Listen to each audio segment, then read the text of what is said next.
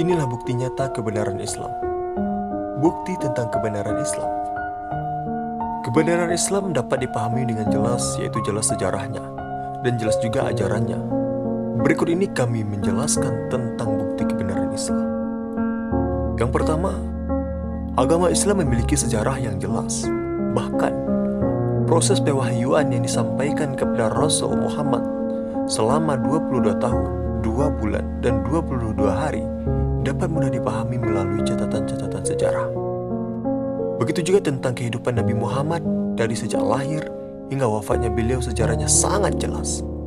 Yang cukup menarik adalah tentang nama Islam itu sendiri, yang berasal dari bahasa Arab yang artinya selamat sentosa, dan dari kata salima dibentuk kata aslama yang memiliki arti tunduk, patuh, taat, dan berserah diri. Islam adalah nama pemberian dari Allah. Itulah yang membedakan antara Islam dengan agama lainnya. Kalau agama lain diberi nama dengan sesuatu, ada yang diberi nama dengan nama pendirinya, tempat agama itu lahir, dan tempat di mana agama itu berkembang.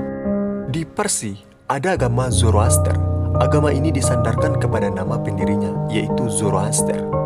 Agama Buddha adalah berasal dari Siddhartha Gautama Buddha. Buddha merupakan gelar bagi Siddhartha karena dianggap memperoleh penerangan agung. Agama Yahudi, Judaisme, mengambil nama dari negara Juda, Judea, atau Yahuda. Hindu merupakan kumpulan dari macam-macam agama dan tanggapan tentang dunia dari orang India, lembah sungai Sindus. Agama Kristus adalah nama yang berasal dari pengajarnya, yaitu Yesus Kristus, dan pengikut Kristus disebut pula orang Kristen. Kaum muslimin biasanya menyebut agama Kristen dengan sebutan agama Nasrani karena didasarkan dari daerah asal Yesus, yaitu Nazaret. Itulah mengapa agama Islam berbeda dengan agama lainnya, karena agama Islamlah yang diridhoi oleh Allah.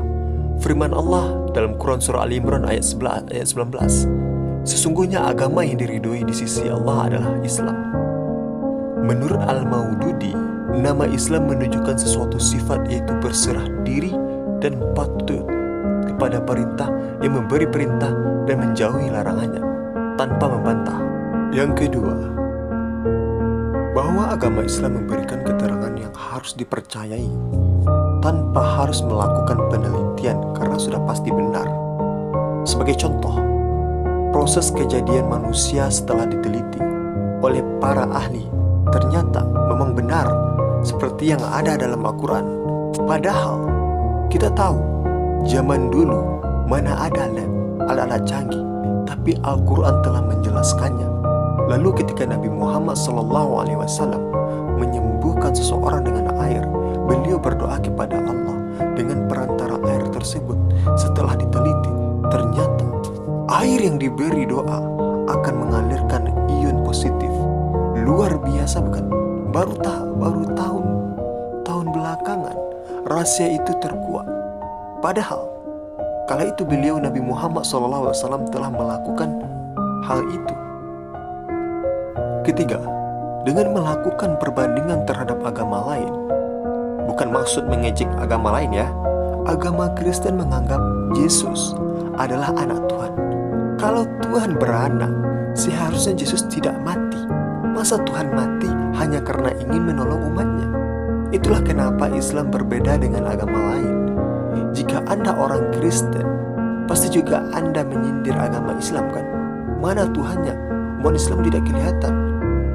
Mungkin seperti itu sindiran Anda. Tapi saya akan menjelaskan bahwa Allah itu sifatnya gaib. Kalau Anda percaya adanya jin, syaitan, iblis, dan malaikat, mengapa Anda tidak percaya adanya Allah? Kamu pernah melihat orang kesurupan? Tanyakan pada orang yang kesurupan apa yang terjadi. Mungkin ia akan menjawab, ada yang menggangguku. Padahal orang yang tahu ia kesurupan tidak melihat siapa yang mengganggunya. Ada sesuatu tetapi gaib. Kamu pasti tahu Allah memiliki sifat-sifat yang tidak bisa dimiliki oleh Tuhan lainnya, yaitu sifat wajib. Allah itu maha mendengar. Dia dapat mendengar doa manusia, bahkan meskipun berdoa dalam hati. sifat ini tidak dimiliki oleh Yesus dan Siddhartha. Jika kamu hidup pada masanya, coba kamu tanyakan pada mereka, apa yang sedang saya pikirkan? Tentulah mereka tidak bisa menjawab, karena mereka tidak memiliki sifat maha mendengar. Allah juga memiliki sifat maha melihat.